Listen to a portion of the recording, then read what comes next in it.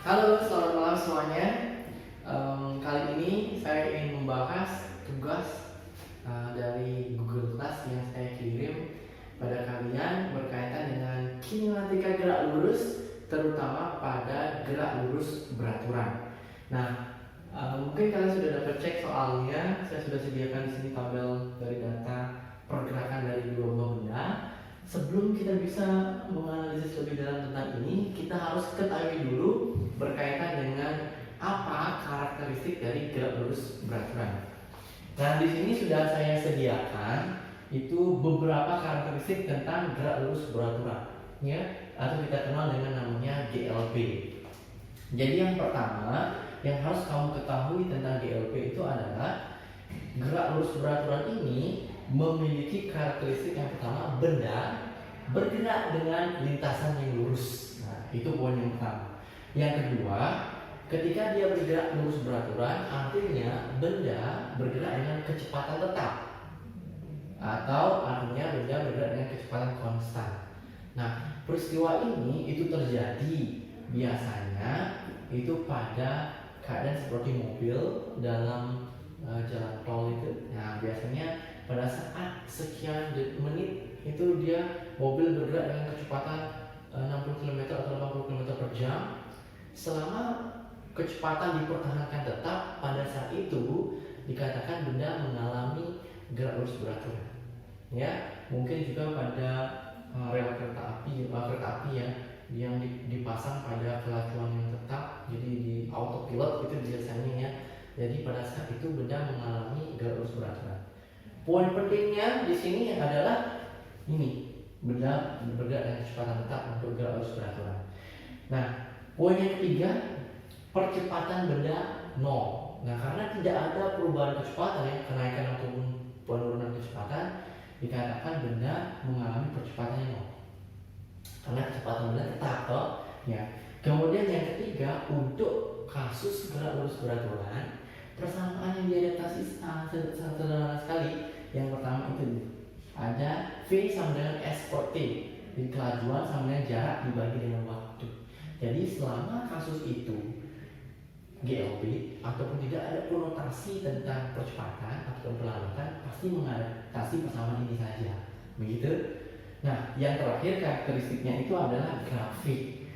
Nah, dari grafik ini kita harus tahu dulu variabel di sumbu X sama sumbu Y itu seperti apa, baru kalian bisa menjawab soal dari yang saya kirimkan itu. Jadi kita coba pertama, grafik kecepatan terhadap waktu ya, V di arah sumbu vertikal terhadap waktu. Ya, misalkan benda ini saya tulis waktu ya, 1 detik, 2, 3, 4 dalam detik ya. Kemudian benda itu kategori dia mengalami gerak lurus beraturan artinya apa? Di detik pertama, nah, benda itu mungkin mempertahankan kecepatannya 2 meter per second. Detik kedua juga sama, detik ketiga juga sama, detik keempat sama, sehingga dihubungkan satu detik ini datar dia garisnya linear. Inilah nanti karakteristik. Jadi benda yang bergerak lurus beraturan, gerak lurus beraturan, maka setiap detiknya kecepatannya selalu tetap atau konstan. Kemudian grafik yang kedua tentang apa? Ada jarak terhadap waktu. Bagaimana? Karena pada prosesnya kalau dia berpindah pastinya, kalau dia sudah bergerak pasti ada perpindahan, pasti jarak yang ditempuh akan selalu bertambah. Jadi misalkan detik ke 1, 2, 3, 4, detik ke 1 dia menempuh 2 meter, nah, taruh di sini. Oh, detik kedua misalkan dia menempuh 4 meter, taruh di sini. Detik ketiga menempuh dia 3 meter, taruh di sini. Detik keempat taruh 4 meter, 6 meter. Ini 6, 3 ya. Nah, dihubungkan satu titik-titik seperti ini. Nah, jadi begitulah nanti bentuk grafik antara jarak terhadap waktu. Nah, ini disimpan di linear tadi.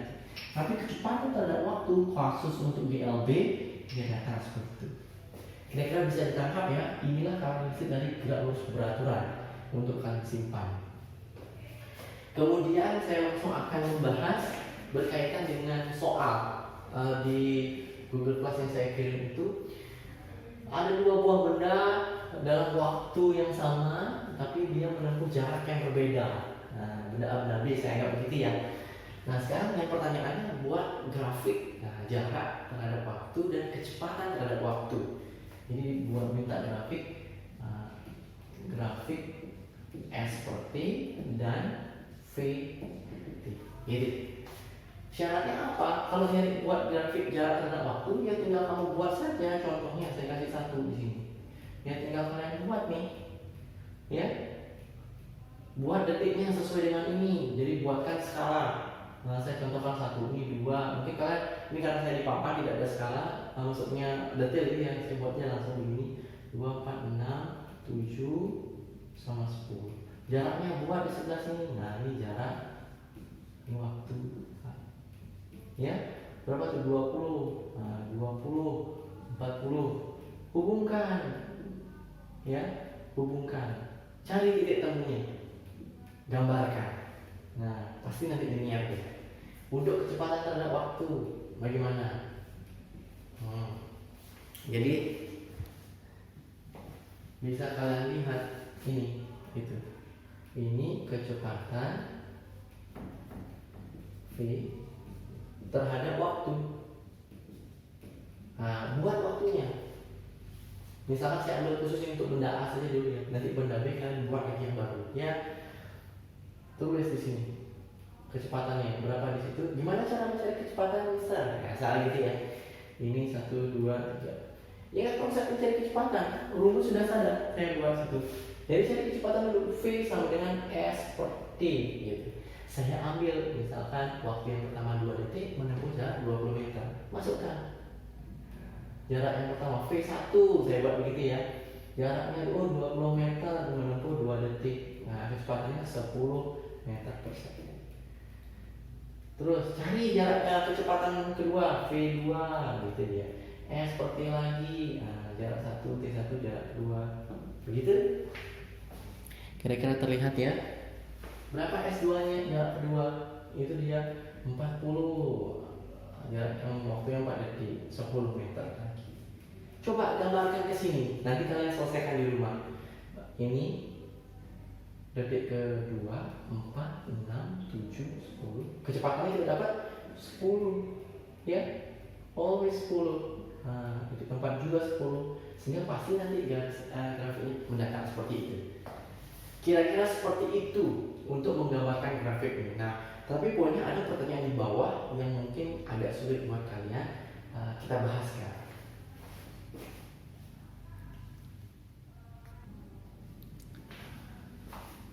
Oke, untuk pembahasan soal yang paling bawah, 2 terakhir itu ya. Pertanyaannya, apakah mungkin benda A mampu menyalip si B ataupun B menyalip si A gitu ya. Caranya, jadi saya buat dia percepat gitu caranya. Jika kalian bertemu kasus mereka saling berlawanan, pertama nih kesana sama kesana, ini A ini B gitu ya, dan terpisah pada jarak tertentu, maka cara tercepatnya adalah jarak keduanya kita jumlah dengan jarak total gitu ya. Apa pertanyaan muncul di sini? Pasti pertanyaannya berapa waktu yang tempuh sampai dia bisa berpapasan saling bertemu seperti ini, dan berapa jaraknya begitu ya. Untuk kasus seperti ini kalian tambah jarak A tambah jarak B sama dengan jarak total terpisah pertama ini ya. Jadi buat di sini S itu apa jarak? Rumusnya kalau V sama dengan S per T, berarti kalau S V kali T, karena ini benda A, tulis benda A VA. T ini apa? Waktu bertemu, plus VB kali T sama dengan jarak total ya. Sehingga kalau saya gabungin VA tambah VB dalam kurung T sama dengan jarak total. Mencari T atau waktu bertemu gitu ya, bertemu, tinggal kalian membagi apa? Jarak total dengan penjumlahan kecepatan. Begitu kira-kira untuk mencari waktu bertemu yang berhadapan. Tetapi kasus saya dalam soal itu dia seperti ini, dia seperti ini ya. Nah, kira-kira kelihatan di sana ya di kamera kalian. Oke, kelihatan. Nah, ini dia Oke ya, saya lanjutkan. Video saya terpotong tadi. Untuk mereka yang berpapasan, jadi bukan ditambah tetapi selisih jarak mereka. SA kurang SB sama dengan berapa jarak mereka terpisah pertama. Jadi pada saat posisi ini, maka kamu kurangi jarak benda yang belakangan sama yang di depan, atau boleh dibilang adalah bagaimana yang kencengan atau cepat, lebih cepat dikurangi yang lambatkan. Nah, VAT kurang VB kali T sama jarak total. Coba kita keluarkan VT, kita taruh keluar, VA kurang VB sama dengan ST. Jadi T ini adalah waktu bertemu, berpapasan gitu ya. Bertemu atau berpapasan, jarak total dibagi selisih kecepatan. Ya. Nah, ini semoga bisa kalian gunakan untuk menjawab soal saya nomor 7. Nah, sekarang kita akan membahas soal nomor 8. Begitu kira-kira.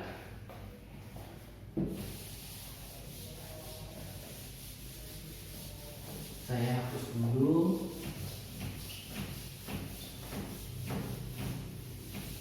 Oke.